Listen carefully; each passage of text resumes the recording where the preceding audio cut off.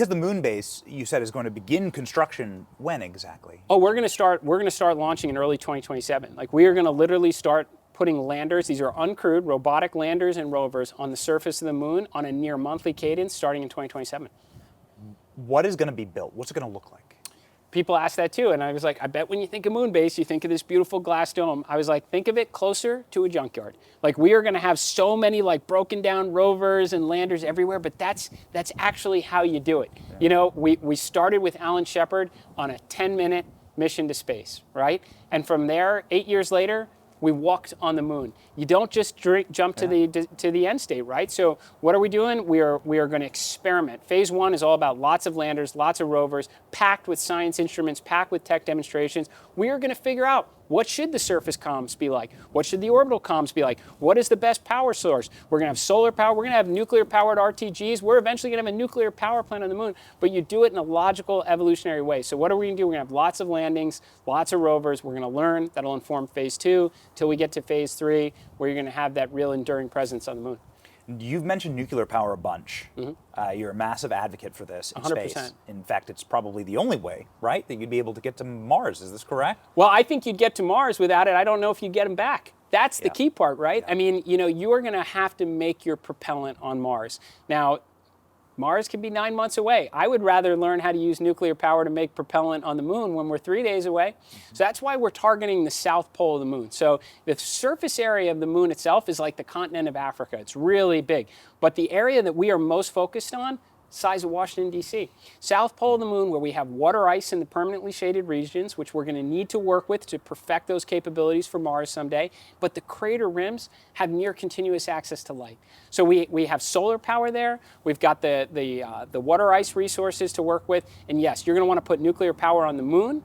So that you can operate in the shade. You're going to need it on Mars to make the propellant. And honestly, you're going to need it to explore the outer solar system, because once you get past Jupiter, Sun loses about 4% of its effectiveness. In fact, Sun's about 40% of its effectiveness on the Martian surface relative to where we are now. So like you want, as you continue to press out and kind of fulfill our destiny, I think, to explore the solar system and beyond, you're going to need nuclear power and propulsion to do it.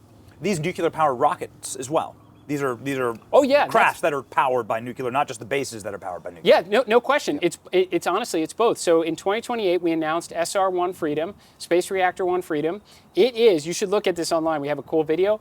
It is a cool, inspiring looking spaceship. It is a spaceship. The nuclear reactor will convert that heat to electricity, power electric thrusters, right? And that's what's going to propel it to Mars, probably past Mars. It's going to drop off a scientific payload. And this is key, right? Because it is going to keep making power as it moves farther and farther away from the sun. And that's going to be important for surface applications, moon-based power, Mars-based power someday, but also exploring the outer solar system. Man. So in your vision casting, in your manifesting, because you've already manifested this, and it's like unbelievable, and it's very impressive.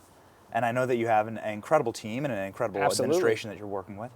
But in your vision casting, what does the moon look like by the end of your life? Oh, well, look, by the end of my life, the moon is going to be the back of the yard, like easy to get to type thing. Like by the end of my lifetime, end of your lifetime, we're going to probably have multiple outposts on Mars.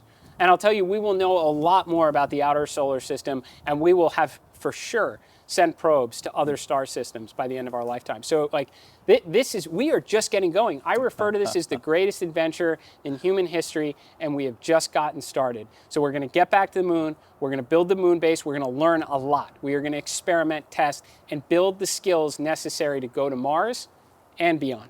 This is an unbelievable calling. What would be the final discovery that you would like? What would be your legacy here? Because this is the first time that in my lifetime there's been an inspirational NASA administrator that actually wishes to once again reinvigorate.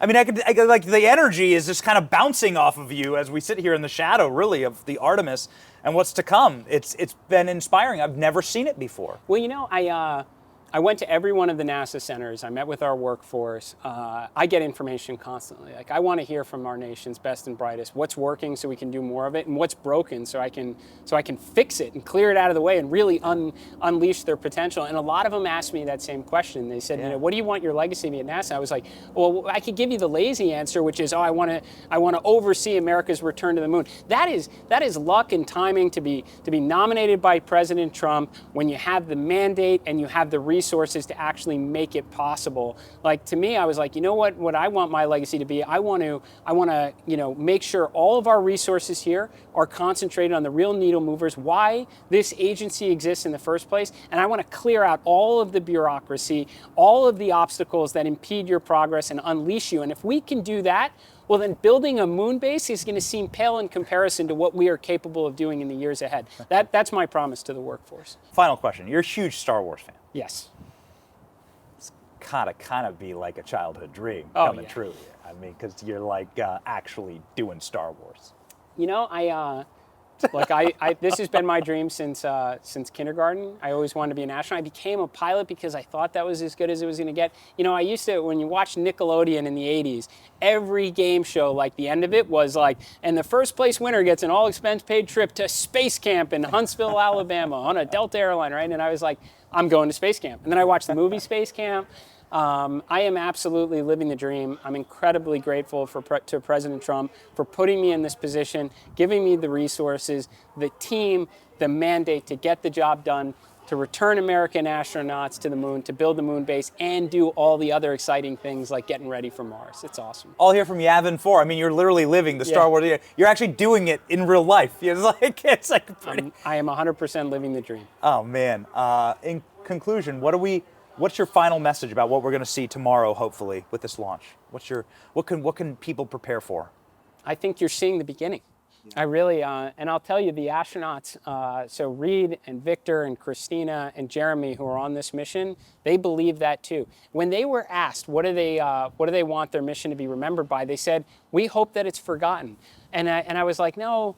I understand why you're saying that, because it's the beginning of a very grand journey, but they will be remembered. They will be remembered for igniting this, to getting it going again, for America returning to the lunar environment and all the exciting missions to come, including American astronauts getting back to the surface, building the base. So this time when we go to stay.